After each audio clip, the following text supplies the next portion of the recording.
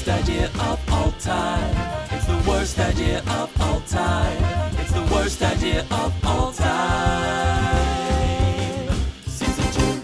Hello, and welcome to episode number 17, I think, of season 2 of the worst idea of all time. Man watching a movie. How you doing, Guy Montgomery? I've been better. It's so late. It is so late. It's far too late for this kind of shit.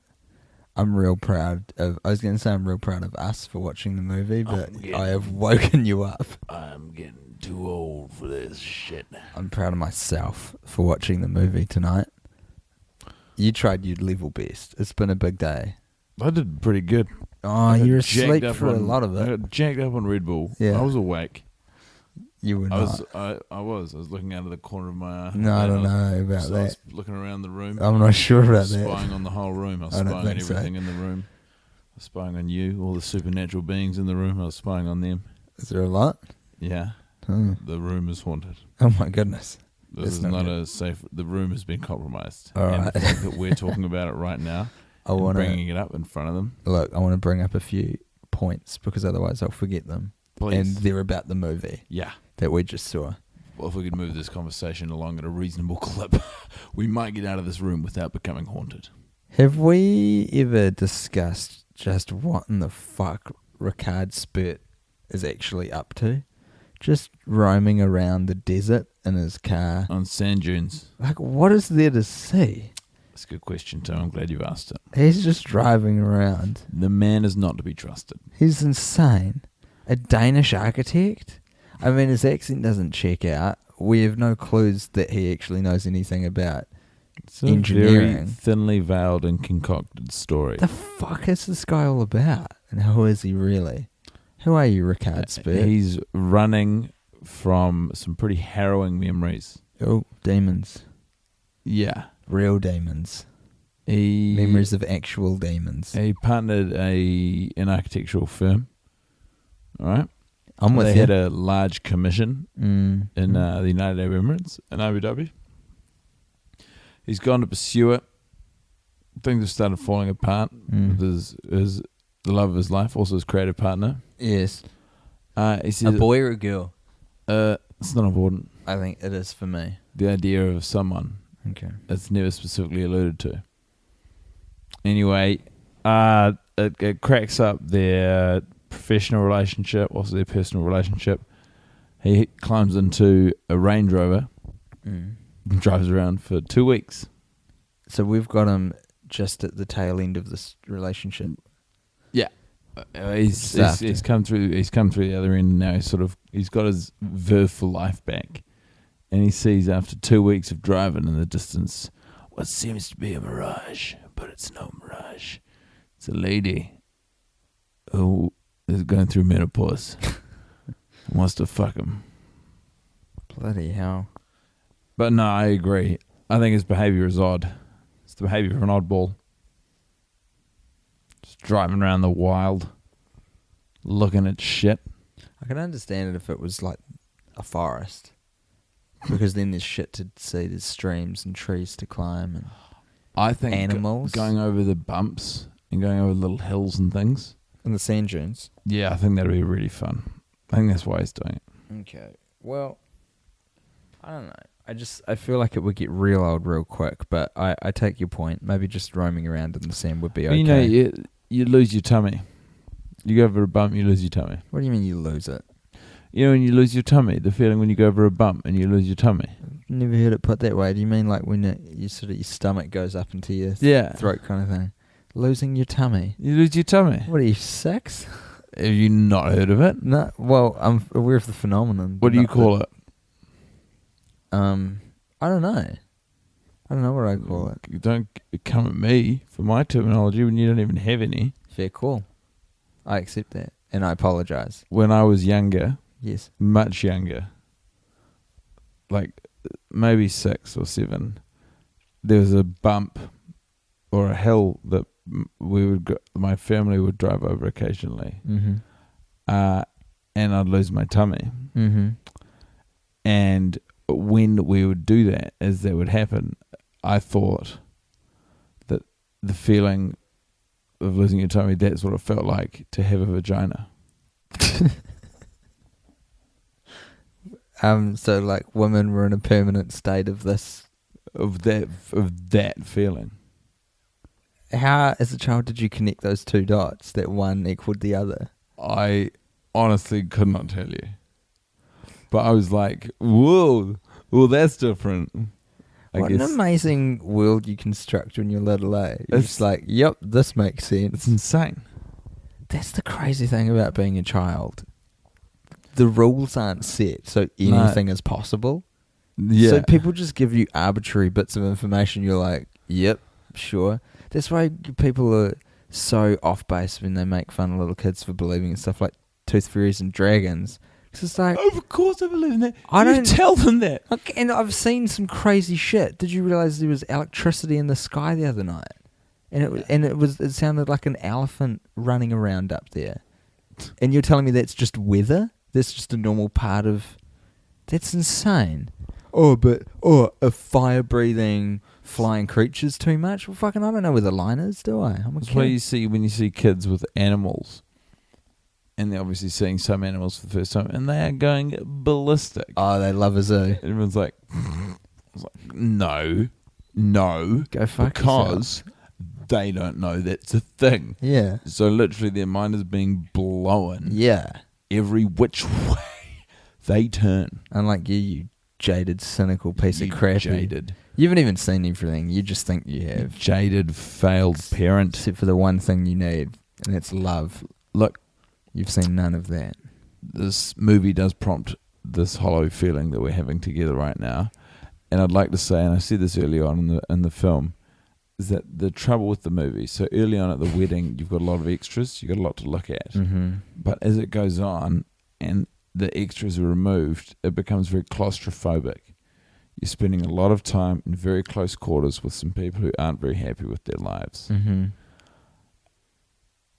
It's like, because it's difficult to capture, and we've had 16 tries so far. It's difficult to capture just the odd numbing effect of sitting down with this movie has. But you get through it early on and you're sort of like, you know what, this isn't so bad. And then it gets to this point where you're just relentlessly exposed to this decaying friendship, this final crack, and having a good time together. And it's just like it just goes on and on. You know that Friends episode when Monica and Chandler are going on their honeymoon? Mm. And there's a couple who, like, just by chance are also going on their honeymoon, and they just get they get all the perks, like they get the first class flights. Yeah. And they get the honeymoon suite. Yeah, this is kind of like that. Like, this is like you've planned a wonderful, relaxing holiday in Abu Dhabi, and then it turns out that on the plane you're sitting right next to these four people who you have such grating, annoying conversations. You can't help but hate, listen, and tune in. Yeah. And then you get to Abu Dhabi and it turns out, oh my God, they're in exactly the same hotel as you. Yeah. All the stuff you've planned to do, they're there just right before there. You. Yeah, that is. That's the feeling. Very close quarters. And you're right, like at the wedding, there's enough going on that you can latch on to. Liza Minnelli's there. We've got Swans. We've got Stanford and Anthony, sassy men. We've got lots of people roaming around as well. If you don't need a talking character with lines and stuff, you can gravitate towards some of the background extras and just attribute stories to them. What's going on with them? You've got that annoying couple who talk to Carrie and Big. What's their situation? Where do they come from? What do they do for a living? You can latch onto that. But when we're in the Middle East, it's nothing but dry, arid sand and four spoiled women. The arid desert. What does the word arid mean? I think it just means dry, which would mean what I said, a tautology. So I apologise for that. I'm wasting your time. Such a good word, arid. God, it's good. It's not used nearly enough, is it? I'll bet you... Do you know who A-Rod is? Yeah. I bet you some sassy sports writer during a slump in A-Rod's baseball career. Arid A-Rod. Arid, yeah.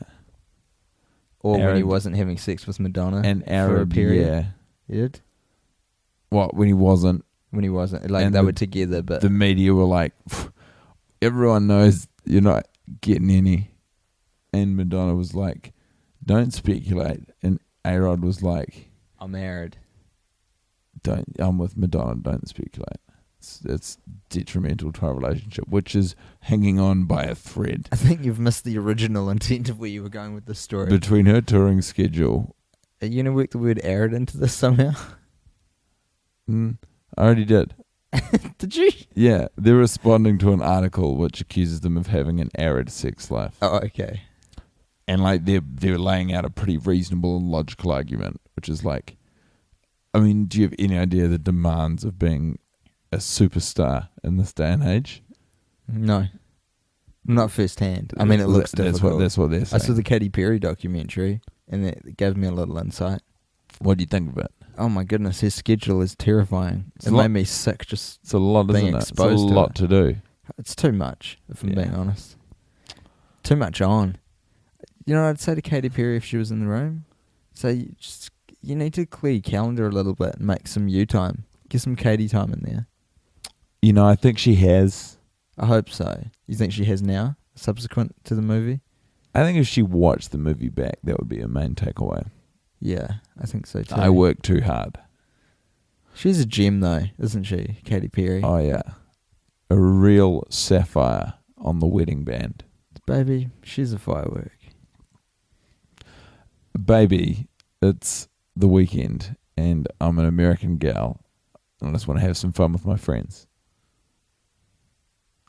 That's the spirit of Katy Perry. God rest her soul. Yeah, if you're listening and you haven't already heard, Katy Perry has passed through to another dimension. There was a tear in the space-time continuum. Yeah, we've lost her. She is now an intergalactic traveller representing Earth at several different sort of Galaxy Council meetings. Pretty low level.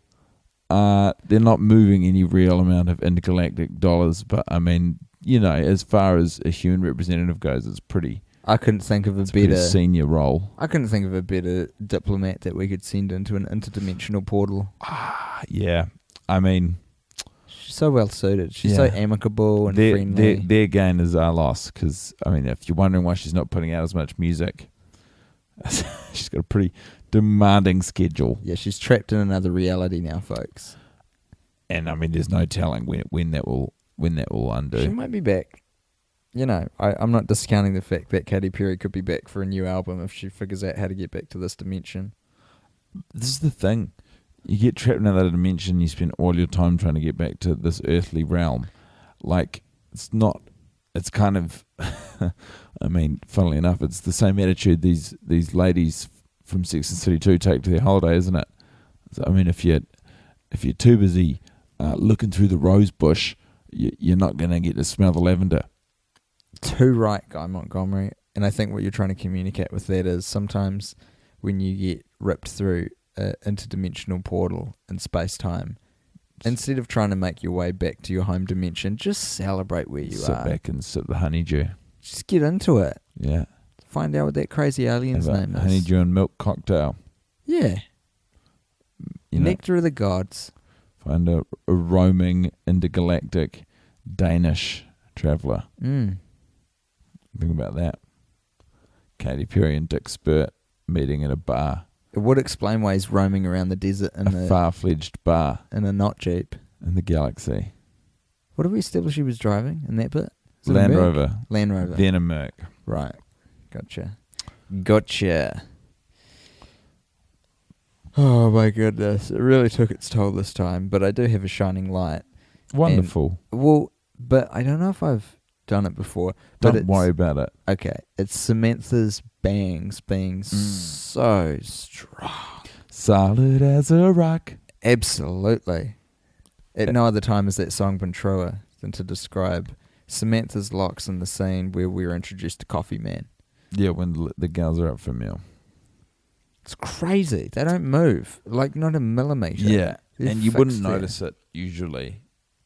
But if you've seen it enough times and you do notice it, it's like how much how much spray is holding that down. Yeah. Because there are parts of, I think what makes it so visually arresting is there are parts of her hair around it which are moving. Yeah, that's the thing. Normally. There's a layered visual feast going on of like different tiers of rigidity, if that's a word. Rigidity is definitely a word. So there's different tiers of it. Wavy in the, for the bulk of it, and then you get these bangs that are just concrete in the front. They look like, the Flash, how he's got the lightning bolts on his helmet and some versions of his costume. It's like an allusion to that. And the dress that she wears an homage. Is like an homage to Wonder Woman. And I've always said that. I've said it to you many times. The dress she wears at the premiere. That Miley Cyrus is also wearing. Maybe it's a telling nod by someone within the costume department of Sex 32 to upcoming film trends. Maybe it is. And the influence of comic books. Well, Flash and Wonder Woman, both DC, I'm pretty sure. So maybe it's a little Justice League tease. Buried, like so deep and subtly that you've really got to start. You've got to work for it. This is the thing. Seek and ye shall find, but away with ye, wench, for there are thousands that want you dead. But sir, life knows no love like ours. Away with ye. For I will not have the blood of an innocent on these hands. These are working hands. Can't ye see? I want mine blood on your hands. Nay. Away with ye, wench. Before dawn. Thank you. There was a short play that Guy and I wrote just now. It was set in New England in the 1800s, and I hope that you enjoyed it. We are planning to tour it around regional theatres in New Zealand and Eastern Australia. Where the toast of Amdram would, if that's a place that exists. Yeah. We mostly plan on playing a series of small community theatres and church theatres, community halls, with an eye to developing it and workshopping it, and hopefully one day performing it across the equator. So just following the equator around, performing it at various different high temperatures. Always on the equator, but at different points. And then on it. Yeah. Yeah. I'm going to start in Ecuador. There's a tip-off. I've never drawn the parallel between the name Ecuador and the equator. It's because you're a moron. Is it? Or is it because I'm so intelligent, my mind doesn't trifle itself with such trifling matters? That's entirely possible, because it would never impact you that Ecuador is... God, I hope it's on the equator, or else I'm going to look like a big, arrogant, you look like a dumb. You're going to look like a big, handsome man. Oh, thank you. Like you usually do. You're lovely. You parachuted me out of that one. I dug myself in a hole and you threw a parachute down, which is not what you want when you dig yourself into a hole. You want a ladder. Yeah, there's a certain sort of delicious, cruel irony to someone throwing a parachute to a man in need in a hole. Imagine flipping that situation though, and something's gone wrong on your skydive, and your chute's not working, and someone throws you a ladder mid-air. What are you going to do with that? Wow. If it was me... Jesus, that's unhelpful. What would you do? You'd aim for the quicksand. You throw the ladder, so you're about to hit, or like some part of you or the ladder's about to hit the deck. You put the ladder down just before you. You've got one shot at this throw. It lands upright in quicksand. Mm-hmm. It's absorbed, and so it's moving at such a rate that the bottom third of the ladder lands in the quicksand, mm-hmm. facing starkly upright. Mm-hmm. And then you just sort of... That's enough to support it, and then you just sort of grip onto whatever rung you can grab and hang on. It would probably tear your arms out of their sockets. So actually, it's probably, if anything, it would make for a more spectacular demise than if you just hit the quicksand in the first place. But isn't that what we're all chasing at the end of the day, Guy? Two arms. A spectacular demise. Ripped clean off. Yeah. White knuckles wrapped around the rungs of the ladder while a body sans 2 limbs hits the quicksand. Ricard Spurt, interdimensional potential boyfriend and suitor of Katy Perry, is just roaming around the arid desert of the Middle East and happens upon an armless corpse with a ladder in quicksand and ponders intensely what could have led to this. Yeah. That's the kind of, but that's the kind of reason you do go for drives in the desert. To find stuff like that. Here's the real kicker though, and this is the bit that Ricard will never realise because he'll never connect the dots. But that crazy armless man was a man who decided to jump out of a plane because he had had so much coffee that he needed to do something crazy. He'd misread his plane ticket, hadn't he? And he'd had to race to the airport from the cafe where he'd been going about his normal Wednesday. So he barely What is his normal Wednesday? Well, his normal Wednesday is I go out, I have a coffee, I have one coffee, I do a Sudoku, I do the cryptic crossword, I go for a walk around Central Park, I hop on a police horse, Yes. I steal it, Yes. I ride it to upstate New York, to Yes. Buffalo, upstate New York. I coach the Buffalo Bills, struggling NFL team, the Buffalo Bills. Yeah. And then I jog from Buffalo back to New York City. Go Bills. Bills. Go you Bills. It's a normal Wednesday. Yeah. But when he's on his way for his lap around Central Park, he realizes, oh no. What? Well, the NFL's contracted them to play an international game in the Philippines. Oh, they're flying today. Oh my goodness. So he races. He takes a police horse. He races to the airport. And all that caffeine. I'm trying to do a soundscape for you. All that caffeine's jostling around in his belly. And he also, he wants to do something dramatic. He does. Now, the bit that fascinates me so far is I'm not quite sure how his plane winds up going over Abu Dhabi. Yeah. Well. And I don't want to... Trainee pilot. Sort of like, okay. The other T word. Well, I thought you were going to go with terrorism. No, absolutely not. Trainee. You can go. You can go to their hairdressers and you can get one of the pupils to cut your hair for free. Pilot schools run a similar system out of America. Right. Where you can get on a plane. Your cheap old ticket. Promised to go somewhere. Yeah. The fine print is sort of suggests there's no guarantee that plane is going anywhere. But it's a cheap ticket, I would presume, to counter the risk, much like the haircuts. That's right. They're essentially free. Yeah. And you chuck someone a $5 and you hope for the best. Same thing with these flights. But you have a sleep trying to get rid of the coffee. You're not even sleeping. You've just got your eyes shut and you're sort of traveling through your mind. It's pretty full on. Then you open your eyes and you think you're halfway to the Philippines, but you're looking at a vast, arid landscape, hellscape.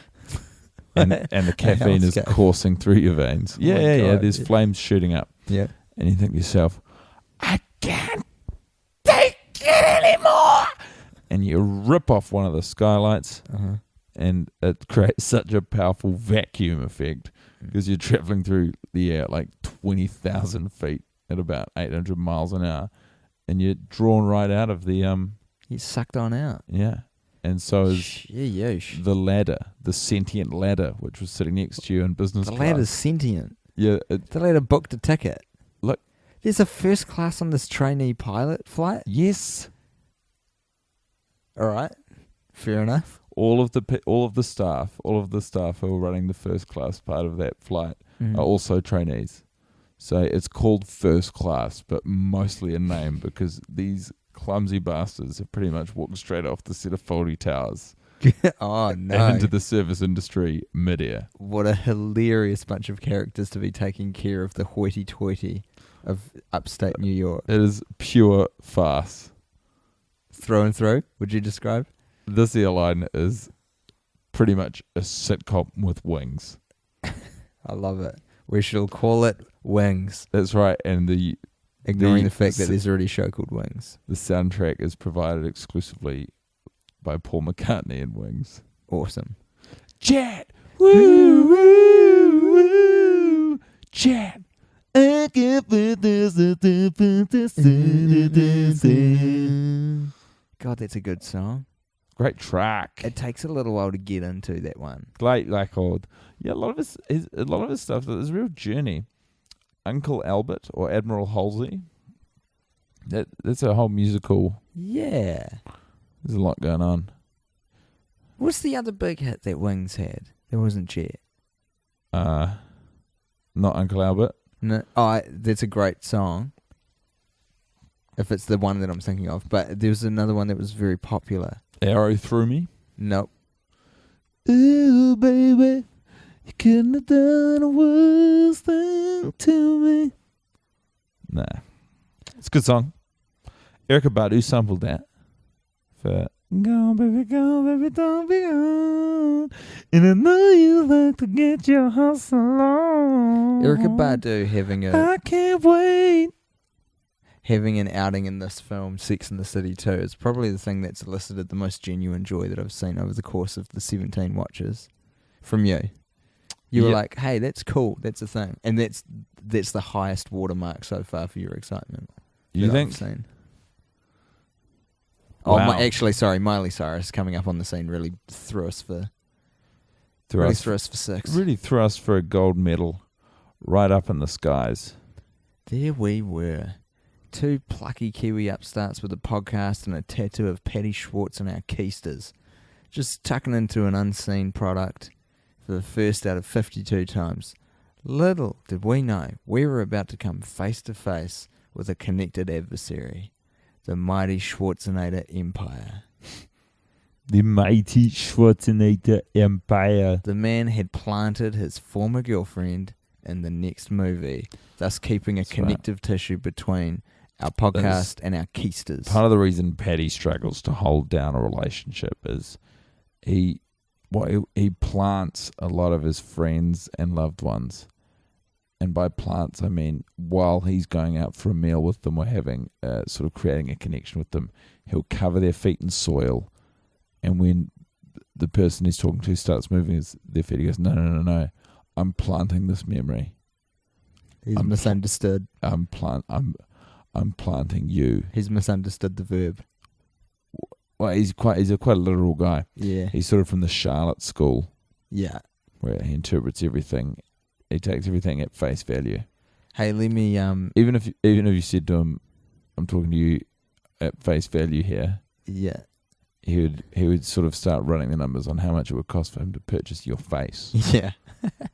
Yeah, he's good like that. Let me just wild eyes. Bring up the fact that Paddy Schwarzenegger is about to make his leading man debut, I believe, on the silver screen. He absolutely is. I cannot recall the name of the film. It's called the Final Luncheon. Oh, that's not a title that's gonna. No, it's not gonna go well. Throw $20 out of my wallet at a ticket seller, is it? Really? Yeah. Pretty much the final luncheon. His zany uncle, a terrible tragedy befalls him at a lake house on summer vacation. And much like Grown Ups 1. And Paddy Swartz. Tragedy. And a lake house. Yeah, true. And he inherits the catering business, and pretty much runs it straight into the ground. And he gets one opportunity to sort of make all the money back, and that's the final luncheon. And spoilers, things don't go very well for him. That is positively macabre, and I can't wait to see it. It is a macabre. It's based on a macabre novel written by Quentin Macabre, who, of course, he's essentially, it's a pen name that John Grisham writes under. John Grisham's dead guy. It's what John Grisham's publicist wants you to think.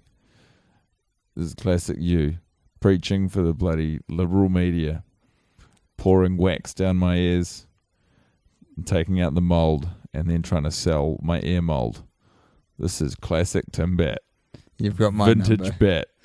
Bat. What's your shining light this week? My shining light this week is Big's absolute disdain for his marriage. When they go, I really shone through this week when they go to the film premiere, and he's so he comes home with sobu noodles, and all he wants to do is eat his shitty takeout, and he gets made to go to the premiere, and he's like, all right, you want to play games? You want to play games with Mr. Big, the godfather of New York City? Well, you just fucked with the wrong investment banker. And he goes there, and he's just like out and out flirting with Penelope Cruz. Like, he's wearing the most low-cut shirt. He is? Yeah. So low-cut, his nipples are bleeding out. Whoa. And he's just like, Okay. And Carrie comes over, and she's like, "You were right. This event's no good." And he's like, "I'm kind of in the middle of something here." I'm kind of in the middle of trying to have sex with Penelope Cruz's wife. And then he makes like a lewd double entendre joke to Penelope Cruz. And I'm just like, you know what, Big? Good on you for at least trying to generate some sort of conflict or something in this godforsaken movie. Tell you what, friction makes sparks. Sparks is something I want to see in a film. Jordan Sparks, specifically. Yeah. What I wouldn't give for a Jordan Sparks cameo. Or Bubba Sparks, I would settle. If you look closely, he is actually in this movie. Bubba Sparks is. Yeah. Sure. He's disguised as one of the servings of Eggs Benedict on the breakfast table. Fuck, I haven't noticed that yet, but I will be sure to look out for it. If you slow it Number down, 18. you can hear that in the sound edit, in the audio edit, they're actually playing back in the mud very slowly. I've got to go to bed. I am going insane right now. I don't think I'm helping. No, you're a mental person. I've covered a We're lot. all mental people, though, when you think about it, because mental just means of the mind, really, doesn't it? Does it? We've all got minds. Look, it's just... We've only done this 17 times. We haven't even just begun. We haven't even put a dent in this, and it's just terrifying. I got to the 3/4 mark this time, and fuck me if I wasn't craving a bit of David Spade, Kevin James, Chris Rock, Adam Sandler, Paddy Swartz. Just a comical bunch of folks having a wacky day in a small town. I miss you. I miss you so damn There's much. Just so much more. They're throwing so many more offers at you. I didn't know what I had till it was gone. That song is true. They paved paradise and put up a parking lot is what they did. And that parking lot is Sex and the City too. What does that mean, to pave paradise and put up a parking lot? So they got paradise. You bulldoze a beautiful area. When you think about paradise in your head, usually, and this is like how the Garden of Eden is depicted, it's a big leafy, green, tree bunch of nature, right? So you bulldoze it down and you pave it with concrete, and then you erect a parking lot onto it. What? Presumably so that you can advertise to everyone the beautiful area that you've just destroyed. Well, I guess it's so you can charge people for parking there. I guess it's a kind of an analogy for commercialism taking over nature. Yeah. Pave Through paradise, put up a I know the parking melody. lot. Ooh, la, la, la, la. You wanna give away, I wanna give away, I wanna give it all away. Why you wanna give away, you're giving it all away. Na, na, na. Why you wanna give away, I wanna give away, I wanna give it all away. And you're giving it all away. Yeah, I'm definitely pulling a pin on this one. Tim, I have so many things I'd like to talk to you about. Please. Start talking about them. Why do your eyes hurt when you swim in a chlorine pool? Well, I saw something online that suggested it was urine. No. Yeah, like the WHO, I think, just released some research recently which said that it wasn't chlorine, it's the urine. But I didn't read the article, I only saw the headline. WHO. The World Health Organization. What's your next topic or question? I wasn't aware that we'd bloody wrap that one up so quickly. Well, guess what? It's got a bow on it and a fork in it. It's done. How do you bake a good sourdough? I can't answer that. I think in the sun, right? Yeah? It's cooked outdoors. Well, Baked like on outdoors. a bench, window bench. You Right. don't. You never put it in the oven. You put it in the oven eventually, The but you got sun to raise rises. that. You have to let the sun rise the dough. Raise that dough. Sunlight. Sunrise dough.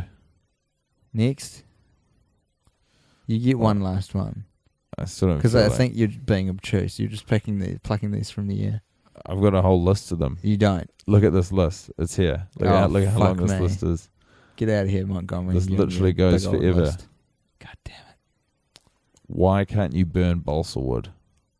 I don't know. Is it like illegal? Oh man, you're forgetting what you came up with at the start of us watching this. Do you remember what you came up with? I'm going to say this because it needs to be recorded, but you dropped into this crazy ass voice and started coming at me pretty thick and fast, saying that you were a lawyer of science and that you prosecute objects that seem to be defying the laws of physics. Yeah. So you take like apples to court. That is correct. Kevin was his name. Kevin Saint. Kevin Son Mowring. That's it. Who went to Oxford. He was a good man. He's dead, man. Oh, This is he movie gone? killed him, yeah. Oh, that sucks. He was a good guy, and I liked talking. The He was movie- fucking intense, though. the You were movie right up in my giveth- grill. The movie taketh away. When you were Kevin, you were right up in my grill. Right up in there.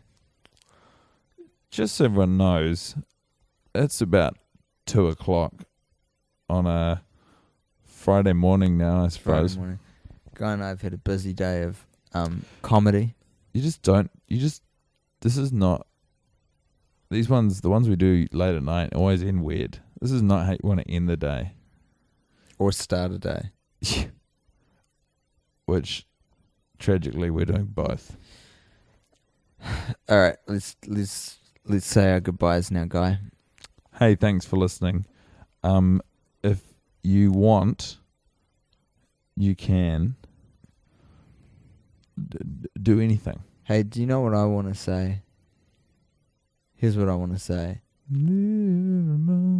Can you guys fucking chuck us a quick little rating on iTunes? Because no one ever does it. Makes me sad. It's a good idea. We've got lots of Yeah. people out there listening. If you've just joined and you've listened and you're second guessing the listening experience, chuck us a wee rating. no, maybe you don't do it. Oh, okay. Someone who's been with us for a while. Someone who's been with us for the whole time or any amount of time and you've decided that this is for you, you rate it.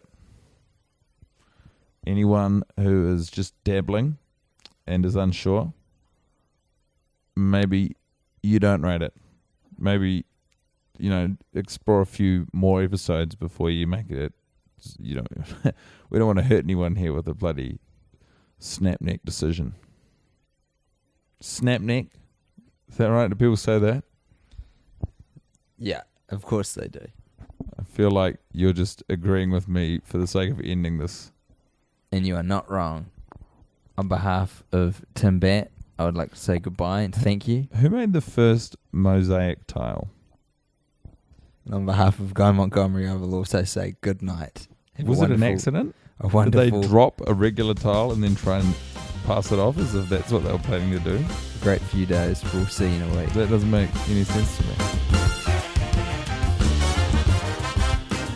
It's the worst idea of all time. It's the worst idea of all time. It's the worst idea of all